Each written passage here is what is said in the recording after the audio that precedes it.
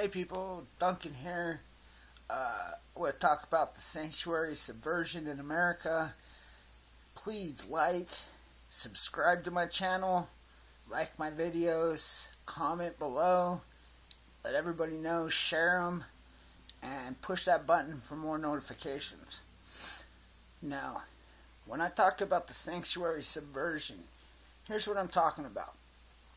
I want everybody to look around, to look at the cities and the states that have become sanctuary. Sanctuary to who? Sanctuary to illegals, sanctuary to Obama's refugees that were unvetted, sanctuary to Antifa, sanctuary to Black Lives Matters. When you look at these places all over this country, these sanctuary areas, which continue to grow, they go into these cities and these states and they recruit the youth to believe in their movement. So let's take this sanctuary thought. Let's break it down. Step 1. Fill up the cities with illegals. Give them enough votes to counter or overrun the American voter.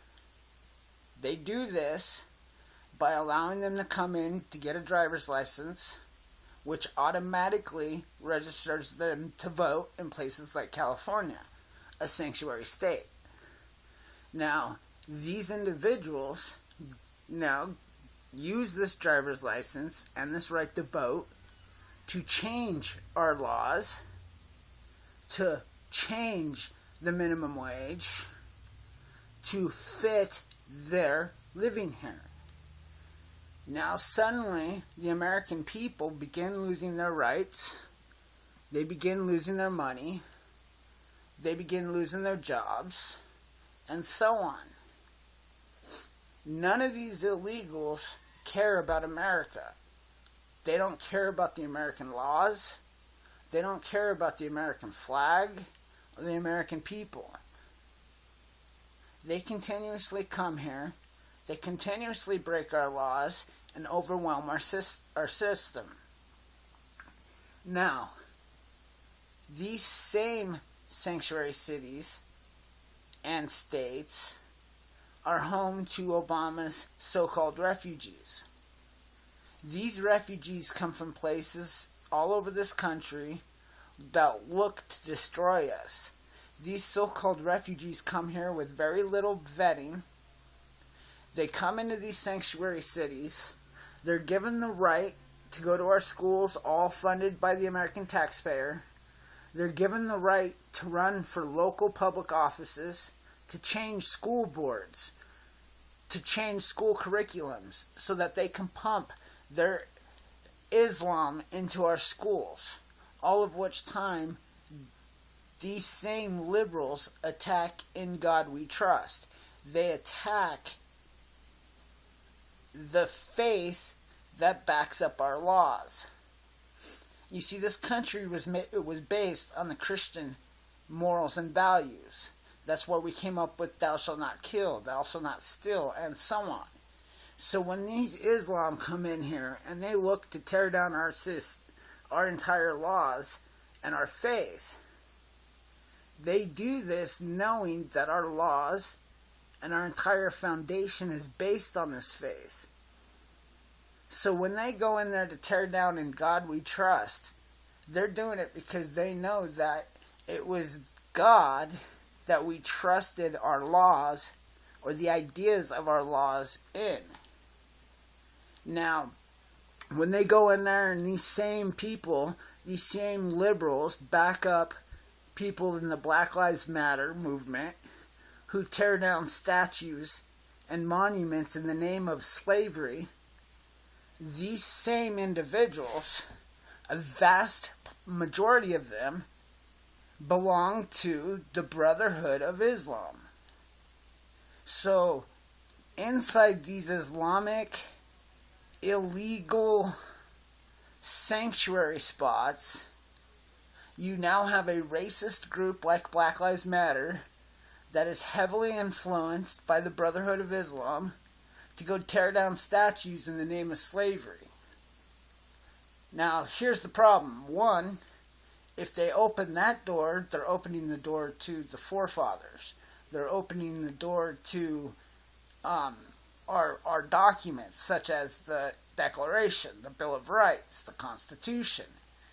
They're attacking the forefathers in the name of slavery, all of which time they belong to the Brotherhood of Islam, which currently holds over 11 million black slaves in custody in places like Pakistan, Africa, Libya, and so on. Yet they build mosques and tear down American history. All of this is set to destroy the foundation of our country, the laws of our country, the faith of our country, our rights, to charge us into economic submission, to take away our right to protect ourselves, all of which time they put illegals in that are killing our people. They allow it to happen. They allow illegals to get off on murder right there in the state of California with the Kate Steinle murders. They allow refugees to behead our own people and to create Sharia law zones all over our country. These Sharia zones make it illegal to pass out Bibles in our own country. Inside these Sharia zones, it's considered a hate crime. You see, what they're doing is they're tearing us apart. They're tearing down the American values. They're subverting our youth into thinking that America shouldn't have faith in our laws. They're in our boundaries, our borders. They're ruining America, and that's their goal. And people are eating it up. So I want you to really think of the Liberal Party. Who makes up the Liberal Party? You got the Bernie Sanders supporters, which otherwise known as the Socialists. That's not very American. You have the Hillary Clinton supporters, the Obama supporters. Well, those are big state, big family with ties of corruption in all levels. So now let's break it down. Your voting base is illegals that were given the right to vote. Your voting base is racist groups like BLM and KKK, sexist groups like the Women's Feminist March. You got so many different liberals hating us as Americans and hating every concept of America. You got the refugees. They don't love America. They're not happy to be here. Otherwise, they wouldn't be trying to change this country either. So keep that in mind when you see these liberals tearing down statues, when you see these racist groups screaming F the police and screw white people and all this other stuff. When you see this Liberal Party go off the deep end and create the chaos that we live in today, think about that for a minute before you go vote for them. Think about who really is the ones creating this chaos. Think about who's the one talking about. Let me ask you, who represents America? The ones allowing illegals to come in here and take your rights? Or the candidate who's willing to stand up for your rights?